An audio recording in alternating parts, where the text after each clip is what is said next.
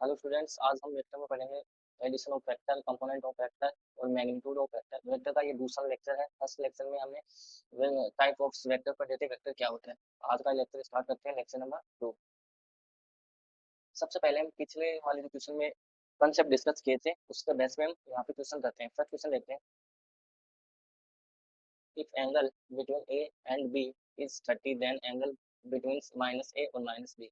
Minus A minus B है, vector है ये। ए और बी वेक्टर है, तो माइनस इसकी डायरेक्शन को रिप्रेजेंट करता है। यहाँ पे अपने को ए और बी वेक्टर दे रखा है और इसके बीच में एंगल है वो 30 है।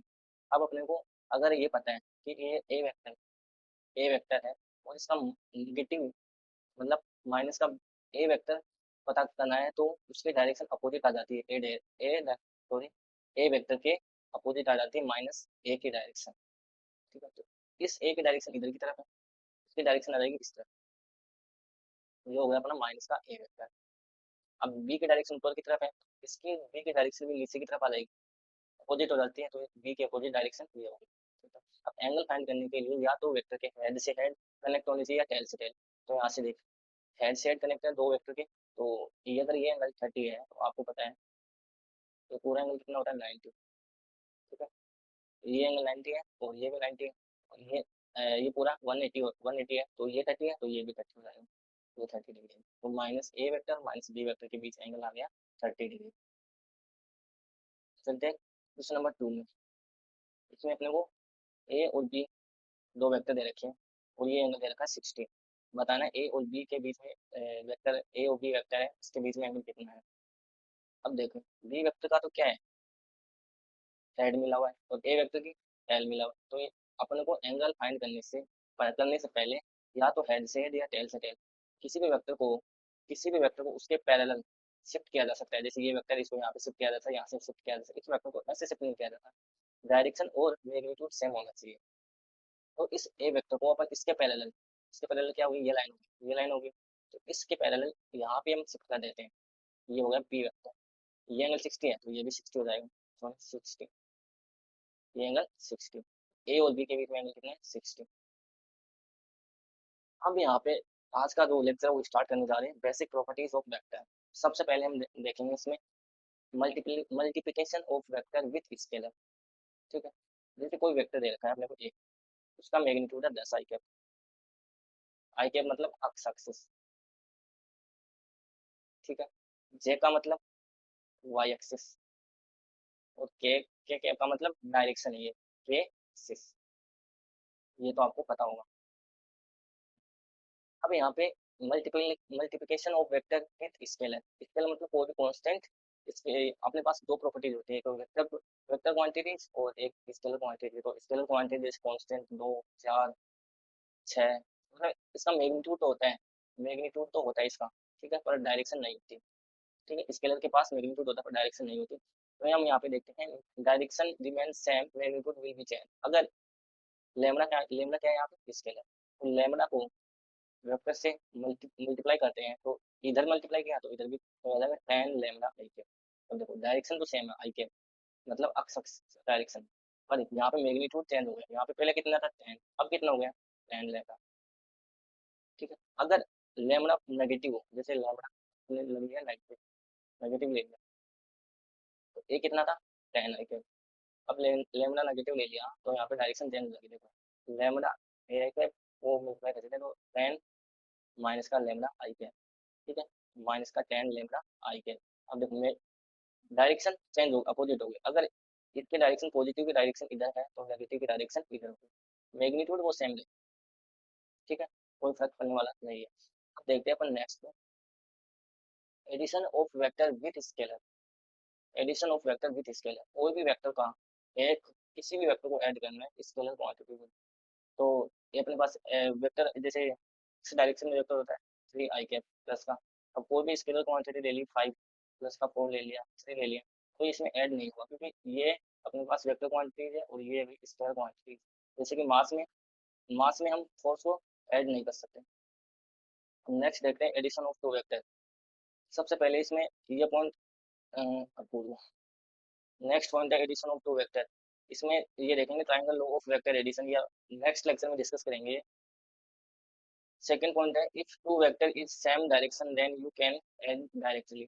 जैसे बोल सकते हैं अपन, कोई वेक्टर अक्स डायरेक्शन में है, दूसरा वेक्टर अक्स डायरेक्शन में, अक्स एक्सिस में, और दूसरा भी अक्स एक्सिस में, तो इसको ऐड कर सकते हैं। वाई वाई में उसको ऐड कर सकते हैं और जेड जेड में उसको ऐड कर सकते हैं।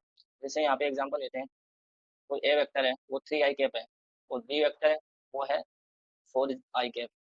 ए प्लस का बी वेक्टर आ जाएगा अपने पास 3 i कैप प्लस का 4 i कैप। ये आपस में ऐड हो जाएंगे, स्केलर क्वांटिटीज आपस में ऐड हो जाएंगे और डायरेक्शन इसके सेम रहेगी आई कैप में। तो स्केलर क्या हो गया, 3 प्लस का 4 7, और डायरेक्शन क्या है आई कैप में। अगर अपने को एक वेक्टर पॉजिटिव और एक नेगेटिव दे दिया है तो उसमें हम ऐसे देखेंगे, वेक्टर ए अगर अपने पास है 4 i कैप, और वेक्टर बी है वो है 3 माइनस का 3 i कैप, तो वेक्टर ए की डायरेक्शन इधर है पॉजिटिव डायरेक्शन में, और वेक्टर बी है, ये ए है, ये वेक्टर बी है, ये नेगेटिव डायरेक्शन में है। अब इसको ऐड करेंगे, वेक्टर ए प्लस का vector B 4 i cap plus का माइनस का 3 i cap, 4 i cap minus का 3 i कैप। यहाँ से स्केलर क्वांटिटीज को माइनस कर देंगे, तो 4 माइनस का 3 हो जाएगा 1, डायरेक्शन सेम रहेगी i कैप। अब यहाँ पे एक दूसरा एग्जांपल लेते हैं, वेक्टर ए दे रखा है 2 i कैप प्लस का 3 j कैप, वेक्टर बी दे रखा है 3 i कैप प्लस का 5 j कैप। अब इन दोनों को ऐड करते हैं, ए वेक्टर प्लस का बी वेक्टर। ए वेक्टर क्या है, 2 i कैप प्लस का 3 j कैप, ये ए वेक्टर हो गया। बी वेक्टर क्या है, 3 i कैप प्लस का 5 j कैप। अब सेम डायरेक्शन किस किसकी है, 2 i कैप और 3 j कैप, ये सेम डायरेक्शन में, और 3 j कैप 5 j कैप ये सेम डायरेक्शन में। तो इसको हम इसे ऐसे लिख लेंगे, 2 i कैप प्लस का 3 i cap, 3 j cap plus का 5 j कैप। अब इसको ऐड कर देंगे, ये हो जाएगा 5 i कैप प्लस का ये हो जाएगा 8 j कैप। तो ये इसका सिंपल सा ऐड हमने कर दिया। नेक्स्ट हम देखते हैं division of vector with, division देखते हैं, डिवीजन ऑफ वेक्टर। अब किसी भी वेक्टर का हम डिवीजन नहीं कर सकते हैं, जैसे ए वेक्टर अपॉन बी वेक्टर है, इसको हम ऐसे नहीं लिख सकते। क्यों, क्योंकि अगर अपने को ए वेक्टर दे रखा है 3 i कैप और दूसरा वेक्टर दे रखा है 4 j कैप, तो ये वेक्टर क्वांटिटी डिवाइड नहीं होती, इसलिए हम इसको ऐसे नहीं लिख सकते। पर वेक्टर ए का मैग्नीट्यूड अपॉन वेक्टर बी का magnitude, vector A vector A का मैग्नीट्यूड अपॉन वेक्टर बी का मैग्नीट्यूड हम इसको ऐसे लिख सकते हैं डायरेक्ट। इसको वेक्टर क्वांटिटीज में नहीं लिख सकते, इसका मैग्नीट्यूड लगाने के बाद, ऊपर नीचे मैग्नीट्यूड लगाने के बाद हम लिख सकते हैं। नेक्स्ट हम देखते हैं component of vector. A vector दे रखा है और हॉरिजॉन्टल से थीटा एंगल। तो सबसे पहले हम यहाँ पे देखते हैं, यहाँ से परपेंडिकुलर एक्सिस पे और वाई एक्सिस पे परपेंडिकुलर डाल दिया, ये एंगल है 90, ये एंगल है 90।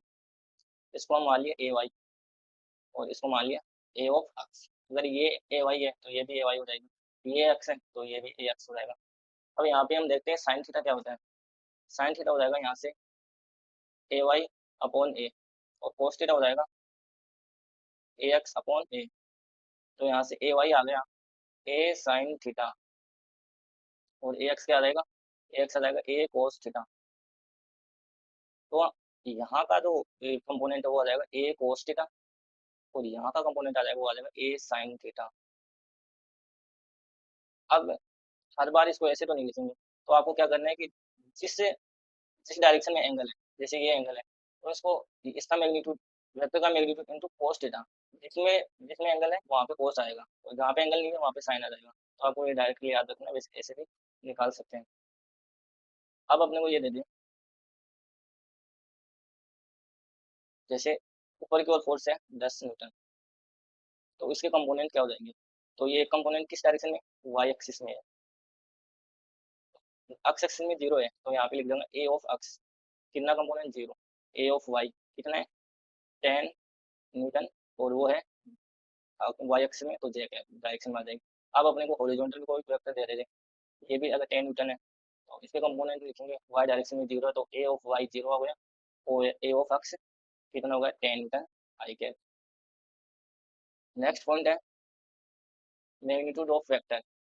ए वेक्टर दे रखा है ए एक्सिस ए एक्स आई के प्लस का ए वाई जे के प्लस का ए जेड के, इसका मैग्नीट्यूड अपने को बताना है। तो मैग्नीट्यूड क्या हो जाएगा, magnitude of A under root A X square plus का ए वाई स्क्वायर प्लस का ए ऑफ जेड स्क्वायर। ये आपको सिंपल से याद रखना है। तो मैं एक एग्जांपल समझते हैं डायरेक्ट। ये एग्जांपल दे रखा है अपने को, वेक्टर ए दे रखा है 3i कैप प्लस का 4j कैप प्लस का 0k कैप।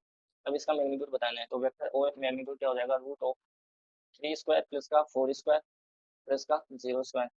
तो 3 का स्क्वायर कितना होता है 9 प्लस का 4 का स्क्वायर 16 प्लस का 0 का 0। तो आ जाएगा रूट ऑफ 25, और 25 का रूट होता है 5। ये अपने पास आंसर है। आज हमने डिस्कस किए वेक्टर में